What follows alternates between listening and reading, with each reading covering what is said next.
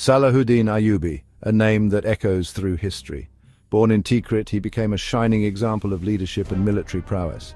From a young age, Salahuddin learned the art of war and governance. His uncle, Asaduddin Shirkuh, a powerful commander, played a key role in his training. This young man was destined for greatness. He would rise to become the Sultan, the protector of Islam. Salahuddin's rise was meteoric.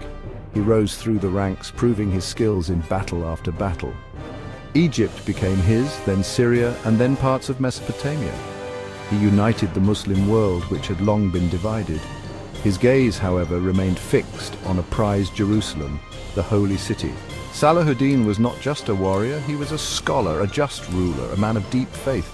He was known for his chivalry, his respect for his opponents. He understood the importance of Jerusalem, not just for Muslims, but for Christians and Jews too. The city was a tinderbox, a place of conflict for centuries. Salahuddin dreamed of a different Jerusalem, a city of peace and shared faith. Jerusalem, the city of David, the site of the prophet's night journey, the heart of the Christian world.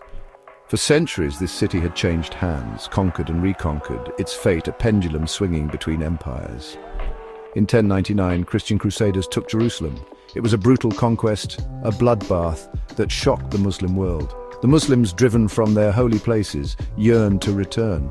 Jerusalem, under Crusader rule, was a place of tension. Pilgrims faced difficulties, and the threat of violence always lingered.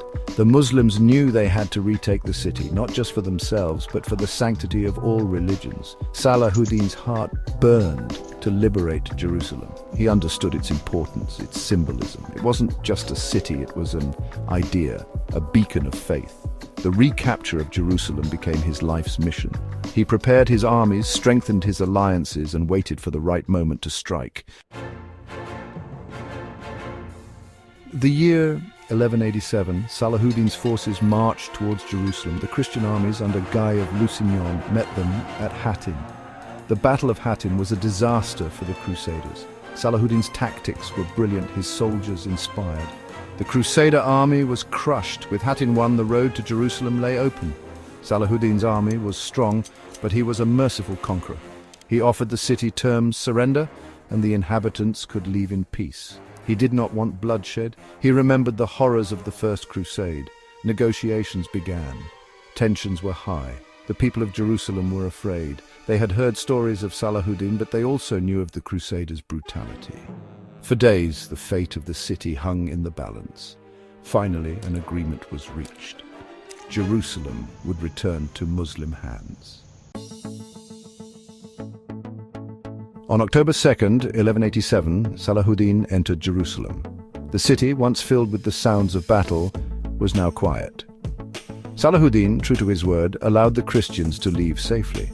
He treated the vanquished with respect, a stark contrast to the brutality of the First Crusade. News of the victory spread like wildfire. Muslims throughout the world rejoiced. Salahuddin became a legend, a symbol of Islamic resurgence. He had achieved what many thought impossible: the liberation of Jerusalem. But his victory was not just a military one, it was a victory for tolerance and compassion. Salahuddin's legacy extends beyond his conquests. He reformed the legal system, patronized the arts, and strengthened the infrastructure of his empire. He died in 1193, leaving behind a legacy of justice and piety. Even his enemies admired him. His conquest of Jerusalem remains a pivotal moment in history, a testament to the power of faith and the importance of forgiveness.